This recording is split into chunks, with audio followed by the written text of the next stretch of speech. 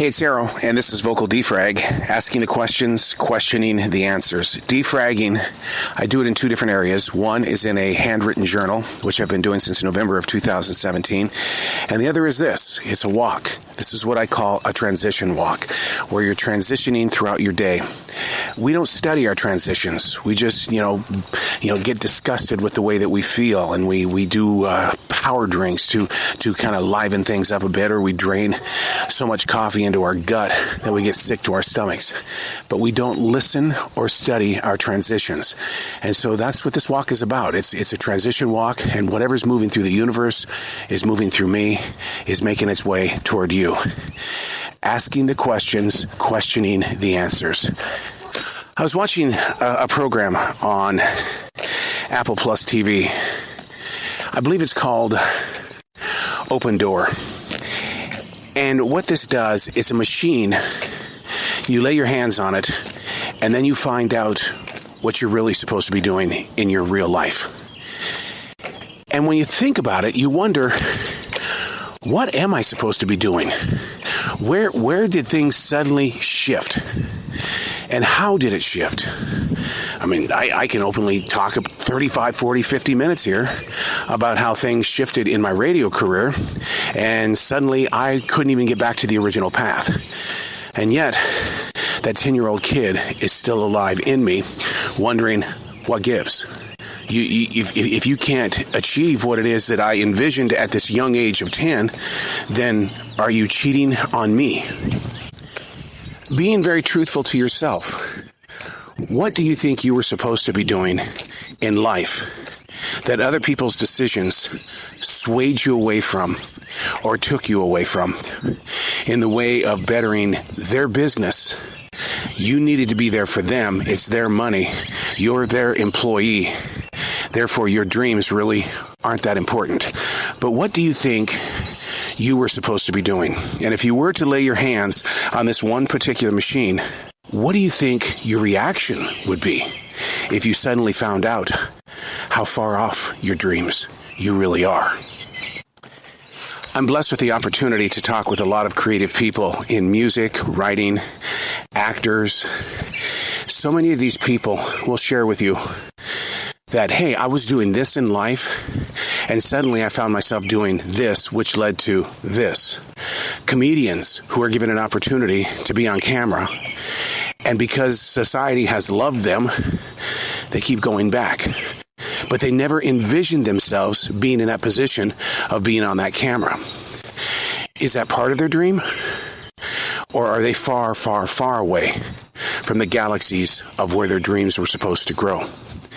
Asking the questions, questioning the answers. That's what Defrag is all about. And it's very tough to say and very tough to write out what it is that you think you were supposed to be doing, because you don't have the play-by-play book. That book that said, okay, this is where I need you. This is the time I need you. And please, please, don't argue with me when you get there. The turning points in your life where suddenly you were going a different direction. A good example would be, I had it figured out that I would be a master in martial arts, a fourth dan, by 2012. Yeah, well, that didn't happen. The reason why is because in 2009, July 11th, I had a heart attack. And that put me back a year and a half. And then, I got the third dan. The body was already old at that time. Does that mean that, hey, look, you're a little pansy. You could still be in class? Well, you know what? Martial arts is not about that. You get tired of breaking the boards. You get tired of trying to do the high-flying kicks. And when you're well over your mid-50s, it's kind of hard to find yourself in a dojang doing a jump, turning, hook kick. But it's the expectation. And then you start feeling guilty when the Sabanim is looking at you and you know you're not doing it right, but he accepts your body's attempt. But it's not great, and it's not some of your best. Now, was I supposed to be a master? I don't know what the story is on that. I just know that I was called into a room and I saw these guys doing martial arts. This wasn't inspired by a movie. It was just these guys doing martial arts. That's how I got into it. And then I invested in it and really became a hardcore martial artist. Mind, body, and soul. The foot, fist way. But the way it changed me, though, was that it removed me from having an on-air radio ego. I was able to look at my community, to participate with my community, to grow with my community. That's how martial arts played out.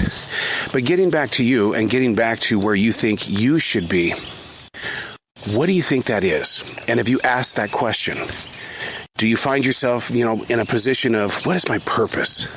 Well, you have to have a plan. You have to have process. And through that, there will be progress. But we stop asking the questions. We stop dreaming at a certain age because we think, well, it's over. I'm 40 and by God, I should have had this at 25. I'm done. When in reality, as long as you've got air in your lungs, you continue growing. So you might be asking, well, then why don't you go to the dojang anymore? Foot, fist, way.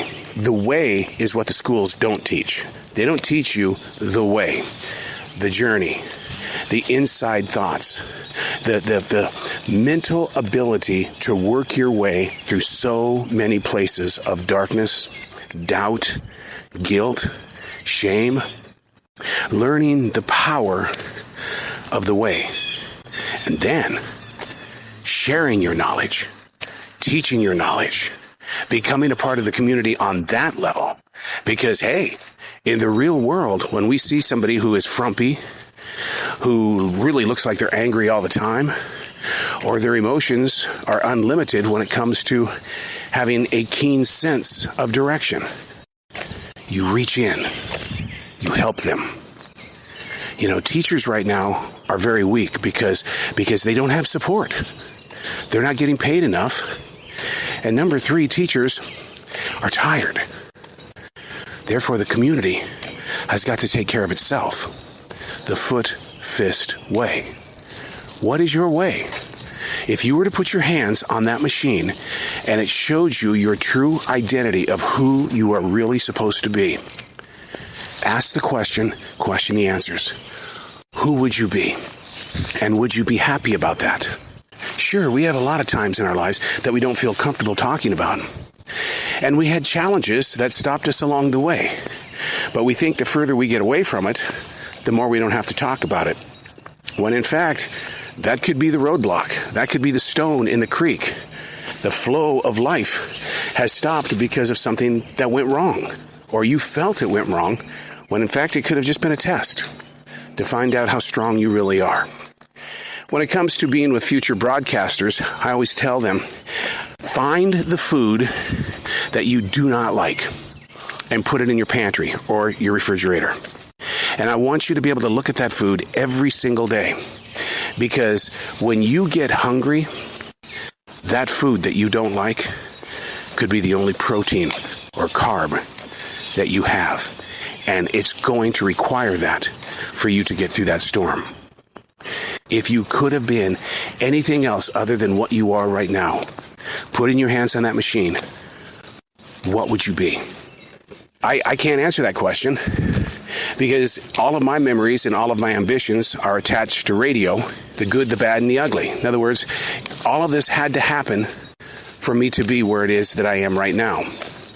But if I put my hands on there and learn that I should have been a school teacher, I think I would accept that.